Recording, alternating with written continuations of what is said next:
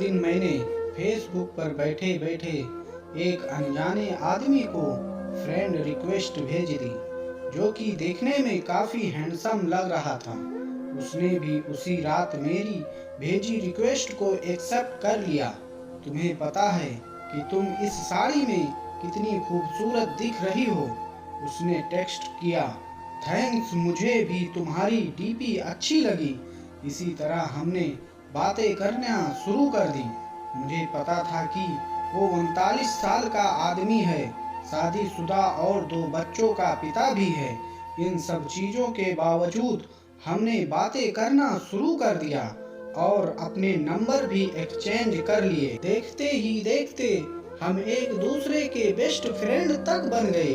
हम social media पर ज़्यादा से ज़्यादा समय बिताने लगे। दूसरी ओर उसे कह लगने लगा कि वो अपनी बीवी से दूर जा रहा है। वो अपने बच्चों के साथ दूसरे स्टेट में रहती थी। वो मुझसे बोलता था, अभी पता नहीं, मैं सारा दिन तुम्हारे बारे में ही सोचता रहता हूँ। मुझे अफसोस है इस बात पे। मैं नेचर से काफ़ी शर्मीली थी। मेरे काफ़ी अच्छे दोस्त भी थे, लेकिन मुहाफिज जैसा दोस्त होना काफ़ी स्पेशल था मेरे लिए। 1 महीने की चैटिंग के बाद हमने स्काइपिंग करना भी शुरू कर दिया। हम उस पर बातें कम और एक दूसरे को घंटों निहारा ज़्यादा करते थे। एक रात वो मेरे साथ वीडियो कॉल पर था। उसने बोला, ऐसे देखते देखते कहीं प्यार ना हो जाए। खैर, अब हम रोज ही वीडियो कॉल करने लग गए। हम इतने पास आ चुके थे कि अब हम एक रियल कपल की तरह बिहेव करने लगे थे। हम रोमांस करते, एक दूसरे को चिढ़ाते और थोड़ी लड़ाइयाँ भी करते। कहने का मतलब था कि एक 17 साल की लड़की को 39 साल के आदमी से प्यार हो गया था। जिस तरह से प्यार की कोई उम्र नहीं होती, उसी तरह से हम दोनों को भी अपना रिश्ता बिल्कुल गलत नहीं लगा। हमें नहीं लगा कि हमने कुछ गलत काम किया है। इसी दौरान इसकी बीवी और बच्चे इससे मिलने आए, पर वो फिर भी मुझसे बात किया करता था। यहाँ तक कि वो अपनी बीवी के सामने भी मेरी कॉल उठा लेता था। उसी दौरान उसकी बीवी उस पर शक करने लगी, क्योंकि अब वो पहले जैसा बिल्कुल भी नहीं रहा। एक रात की बात थी, जब ये दोनों बेड पर सेक्स के लिए गए, तभी इनके फ़ोन पर मैंने मैसेज और अपनी फ़ोटो भेजी। इनकी वाइफ ने उठकर फ़ोन जैसे ही खोला, मेरी फ़ोटो उन्हें दिखी। उसकी वाइफ ने कोई रिएक्शन नहीं दिया, बस मुहाफिज को जोर का थप्पड़ मारा और रोने लगी। 3 दिनों के बाद वो घर छोड़कर चली गई। मुझे उसकी वाइफ के लिए काफ़ी बुरा लगा, इसलिए मैंने उससे कई दिनों तक बातचीत बंद कर दी। उसकी वाइफ के जाने के बाद हम फिर से मिले और हमने लॉन्ग ड्राइव पर जाने का प्लान बनाया। उसी शाम उसने मुझे प्रपोज किया। मुझे सिर्फ तुम ही चाहिए और कुछ नहीं। अपनी जवानी में मैं काफ़ी सारी लड़कियों से मिला, पर तुम ही एक ऐसी लड़की हो जिसने मेरा दिल चुराया है। वहाँ कुछ देर के लिए शांति छा गई। फिर उसने मुझे आई लव यू बोला। उसकी आंखों में आंसू थे।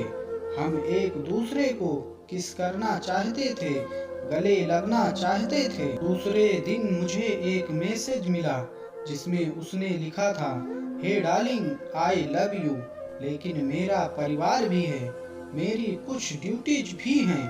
ये मेरा तुमको आखिरी मैसेज है। मुझे प्लीज कॉल या टेक्स्ट मत करना, मैं तुम्हें ब्लॉक कर रहा हूँ। मुझे ऐसा लगा कि मानो मैं शादी के बाद विधवा बन गई हूँ। मैं बुरी तरह से टूट चुकी थी, काफ़ी परेशान थी।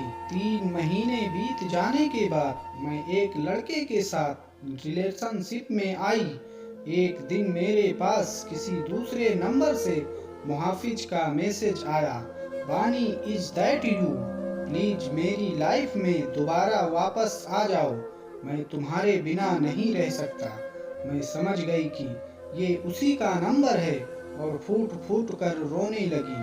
1 घंटे की चैटिंग के बाद मेरा दिल फिर से पिघलने लगा। मेरे बॉयफ्रेंड को इन सब चीज़ों के बारे में कुछ नहीं पता था। मैंने उससे सब कुछ छुपा कर रखा था। मैंने उस पूरी रात केवल मुहाफिज से बातें की। एक दिन मुहाफिज ने मुझे अपने घर पर लंच के लिए बुलाया था। मैंने हाँ कर दी और चली गई। घर जाकर मैंने देखा कि वो खाली था और वहाँ केवल मुहाफिज के कोई नहीं था। उसने मुझे अंदर बुलाकर फ्रेश होने के लिए बुलाया। उसने ढेर सारी बातें की और खाने की टेबल सजाई। मेरे लिए ये सब नया था। मैं केवल इधर उधर देख रही थी। तभी अचानक मैं जैसे ही पीछे मुड़ी, उसके होठों मेरे होठों पर थे। हम एक दूसरे को किस करने लगे। मैं भूल गई वो कौन है और मेरी उम्र कितनी है। वो पहला टाइम था जब मैं किसी के साथ सेक्स कर रही थी, वो भी ये जाने कि हमने प्रोटेक्शन ली है या नहीं। तभी मुझे दर्द का एहसास हुआ और मैंने अपनी वर्जिनिटी उसे दे दी, जिससे मैं बेहद प्यार करती थी। मैं उसी दर्द भरी हालत में घर वापस आ गई। दूसरे दिन मुझे काफ़ी अच्छा महसूस हो रहा था। अब मुझे पूरी तरह से एहसास हो चुका था कि वो मुझे कभी नहीं छोड़ेगा। अब मैं प्यार पाने के लिए इतनी ज़्यादा एक्साइटेड नहीं थी। वर्जिनिटी खोने के बाद मेरी सोच काफ़ी बदल गई। मैं एक औरत बन चुकी थी। उस दिन मुझे पता चल चुका था कि प्यार का असली मायना क्या होता है। एक दिन मैंने अपनी फीलिंग्स के बारे में मुहाफिज को बताया और बोला कि मुझे हमेशा के लिए छोड़ दें। उसने कहा कि कोशिश करूँगा। धीरे धीरे मुहाफिज का नाम मेरी ज़िंदगी से मिटता चला गया। मैंने उसका नंबर डिलीट कर दिया और उसने भी मुझे ब्लॉक कर दिया। मैंने फिर उसे कभी ट्रेस करने की नहीं सोची, लेकिन उसकी यादें आज भी मुझे डराती हैं। मैं खुश थी कि मैं इस अजीब से लगने वाले रिश्ते से बाहर आ गई, लेकिन आज भी वो आदमी मेरा पहला प्यार रहेगा।